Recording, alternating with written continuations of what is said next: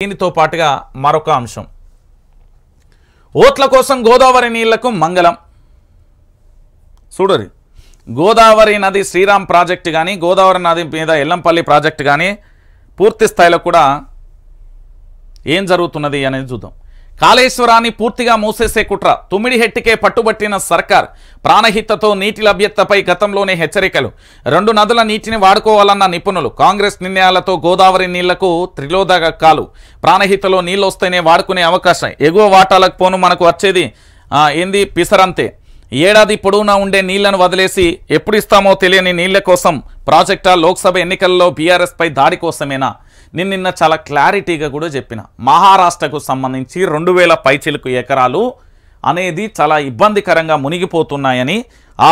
అక్కడి ముఖ్యమంత్రి ఎవరు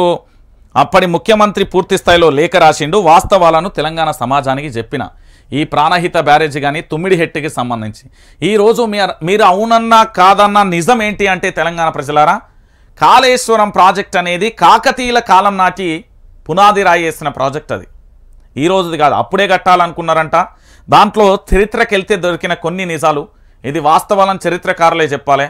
ఏదో ఒక వైరస్ రావడం వల్ల దాన్ని ఆపేసిర్రు అనేది ఒక చర్చ అయితే జరిగింది నిజానికి కాళేశ్వరం ప్రాజెక్ట్ అనేది భవిష్యత్తు తరాలకు ఒక జీవనదిలా ఉంటుంది ఈ ప్రాజెక్టును కాపాడుకోవాల్సిన బాధ్యత తెలంగాణలో ఉన్న ప్రతి ఒక్క పౌరుడి మీద ఉంది ఇక